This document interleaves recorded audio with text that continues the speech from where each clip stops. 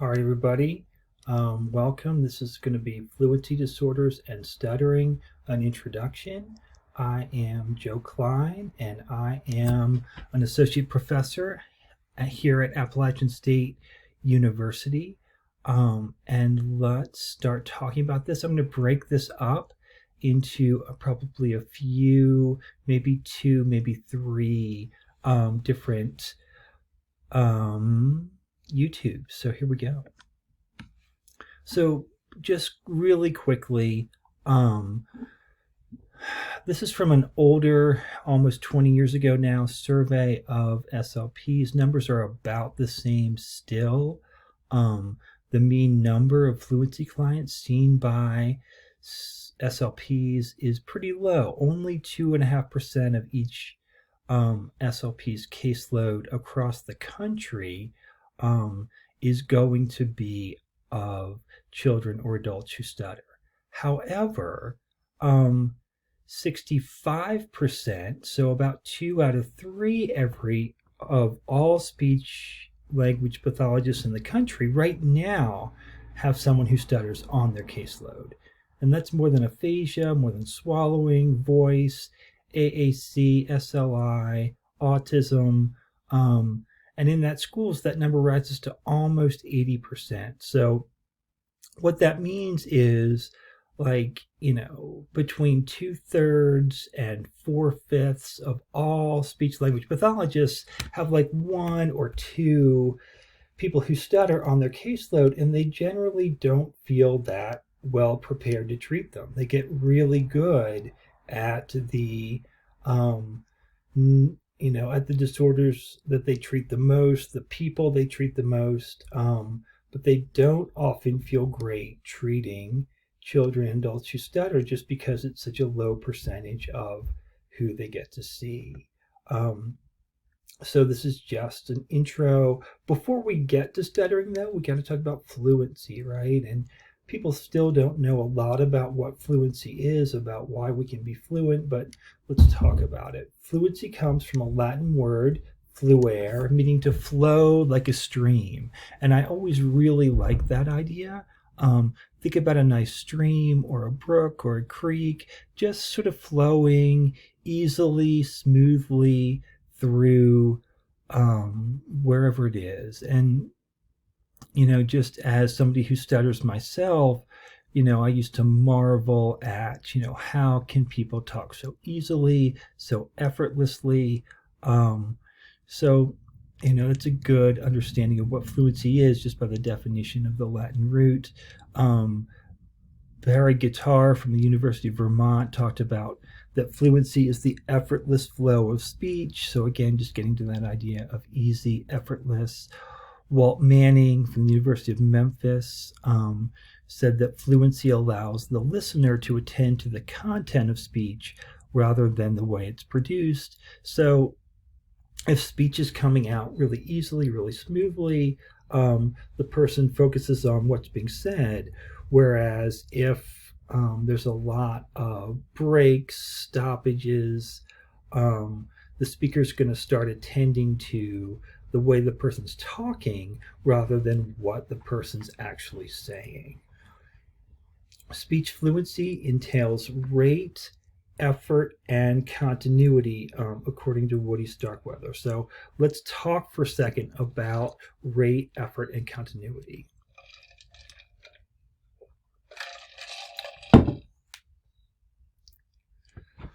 Speech rate expresses the speed with which the person's able to make the information flow. Average speakers, typical speakers in conversation are going to be able to produce about 196 syllables per minute on average. That is wicked fast. Within normal limits is really broad. Anywhere from 162 syllables per minute to 230 is within normal limits for adults. And, that's an amazing thing. And I wish long ago I was at a conference, and I cannot remember who said this, and I feel bad, but it's definitely not mine. What they said was that speaking is the single hardest thing that any living organism can do. in that you have to take an idea, you have to then turn that idea into language, right? So that you take that idea, you turn it into words, you then have to put those words in the correct order. You then have to plan for all the speech sounds of all those words and how you're going to produce them. And then you have to produce them. And we can do it at almost 200 syllables per minute. And they said that's the most complicated thing that any living organism in the world can do. So it's no wonder that a certain percentage of the population is going to stutter. A certain percentage of the population is going to have a speech disorder of any kind, whether it's motor speech, whether it's articulation, speech sound disorder, whatever. It's very normal to have people having a hard time with this because it's so complicated. I like to tell parents of kids who stutter that it's not surprising that people stutter. It's actually surprising that more people don't have a harder time with putting this all together because it's very, very complicated. All right, then we can talk about effort, the amount of mental and physical effort a speaker uses to speak. So we can look at physical effort, and sometimes we can talk about things like tense contacts or glottal fry or irregular breathing, right? But think about from a physical effort standpoint, right? There are also certain words that are just harder. Aluminum, encyclopedia, certain words, maybe all of us have certain words that are just hard to get out fluently, right? Rural is always hard for me, right? Certain, and not as a person who stutters, but just as a regular, typical speaker too. So certain words are going to require more effort than others, right? Longer sentences require more physical effort than shorter sentences. And then also just mental effort, right? If you're giving a presentation in your chemistry class or something and have to, remember even how to say all these complicated things, let alone remembering what they are you have to say, right? That's going to take mental effort to speak. And you're probably going to have, as a typical fluent speaker, you're going to have more disfluencies if there's a lot of mental or physical effort involved in speaking. Now, for people who stutter, right, this gets even harder. So, from a physical standpoint, one thing we might talk about later is that, right, the longer the sentence, the more likely the person is to stutter at the beginning of the sentence, even, let alone the end. But people who stutter are going to stutter more at the beginning of a long sentence than they are at the beginning of a short sentence because there's more to plan, more to think about, more mental effort involved. Right. And then as, I was a fairly severe stutterer through high school, and I can remember having to plan my sentences out. Like before I talked to anybody, I would have 2 or 3 sentences planned out in my head. Okay, first sentence, I can get that out.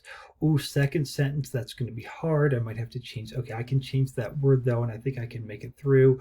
Ooh, third sentence, that's going to be really hard. I'm either going to have to maybe put something in there in the middle to try to glide into what I'm saying, or I might just skip it altogether, right? So that's a lot of mental effort, and that's all that effort's actually going to increase the chances that I'm going to stutter, even though I'm putting all that effort in. And then most people who stutter are going to put a lot of physical effort into talking, right? So I'm going to physically push maybe too much. I'm going to struggle too much, right? And that's going to be lead to more stuttering. And then the third and final part of fluency is continuity, which is what I think a lot of people think about when they think about fluency and stuttering. So continuity is just the smoothness with which an utterance is produced. So something like, I went to the game yesterday and we did blah, blah, blah, right? So if you have a lot of fillers, a lot of breaks, a lot of whatever, a lot of discontinuities, people are going to feel that it's less fluent than if your speech is very continuous and you just say, I went to the game last night, right? That's going to be perceived as being more fluent. All right, so all right, for fluency, we had speech rate, we had effort, and we had continuity. Now let's talk a little bit about disfluencies. And for right now, we're just going to talk about typical disfluencies. Typical disfluencies that everybody has, interjections, like, well, right? All of these things that everybody has, totally normal, right? The only people that don't have them usually are professional speakers reading off of a teleprompter are going to be really fluent, right? Pretty much everybody else is going to have some disfluencies at all times, very normal, um, you know, and sometimes it'll be preteens and teenagers might have the most, might have the most might have the most likes and wells, right? Because they are really at a point where, preteens, teenagers are speaking at adult-like rate, adult-like complexity, and they're just learning to do that, right? So they're going to throw in a lot more interjections as a way to say, hold on, my language is coming, here's what I'm saying, I still have the floor, I'm still talking, right? So we actually put these interjections in on purpose, even though we don't even think about them. Often the listener doesn't even hear them because they're so typical. Right, we're putting these in as placeholders so that people know we're still talking. There are also revisions or incomplete utterances, right? Oh, wow, are you? I just don't think that's a good idea, right? We're going to start and then stop and then come up with something else, usually about the same thing, but maybe just said a little bit differently. Again, typical speakers do this all the time. They don't even notice it because they do it all the time. And often listeners, if you ask them if there was a revision, they'll say no, even though there was, just because it's so typical and so usual. Multi-syllable word repetitions and phrase repetitions, multi-word repetitions are going to be more typical, right? So typical speakers are going to have longer repetitions, so that the part that's being repeated is going to be longer with typical speakers. So actually what's interesting is the longer the phrase is that's being repeated, or the word is that's being repeated, the more likely it is that it was a typical disfluency. And it's the shorter repetitions that we'll talk about in a second that are going to be stuttering. So that, right, is really short. That's just, I was repeating a sound and people are going to go, that sounds like stuttering. But if I